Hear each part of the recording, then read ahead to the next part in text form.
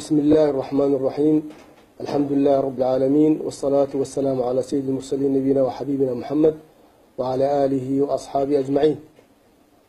halkan maanta taariikhdu hay 30kii bishii toddobaad 2012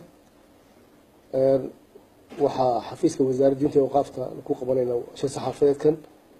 runtii ugu horeyntiiba allah mahadle nabiga maamuus sallallahu alayhi wasallam.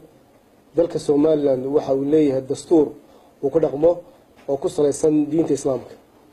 dastuurkuna ma ogola in diin aan islaam ahayn lagu fidiyo geyga Soomaaliland, midna mana ogola inay dadka Soomaaliland diintooda bedelaan.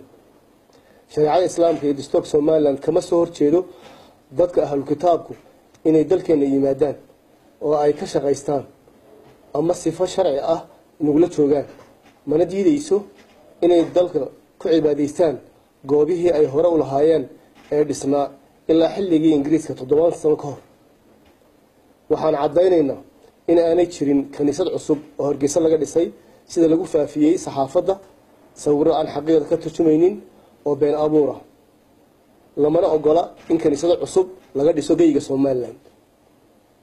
waxaa cadho iyo buuq ka dhashay hadal ay gabadh ajnabi ka tiri madal lagu falanqeynayay horumarka ay keento mutadawacnimadu ama iskaa wax u qabsashadu oo ka dhacay jaamacadda Alfa oo loo turjuntay inay dawladdu ogolaatay dhismo kaniisad cusub oo laga dhisay Hargeysa, taasi oo ah mid aan waxba ka jirin. haweeneydaasi xafiiskeedii waxaan u qornay warqad digniin kama dambaysa oo laga digayo wixii hadal ama fal loo turjuman karo fidin diimeed.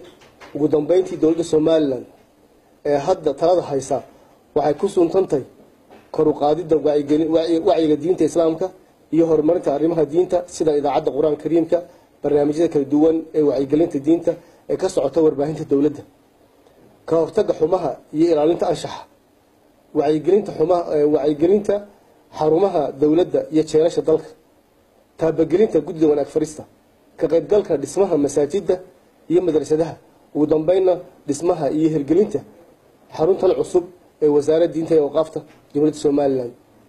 loogana biqi maayo dawladdan wixii waxyeello ku ah diinteena suuban ee Ilaahay subxaanahu wa ta'aala siiyay.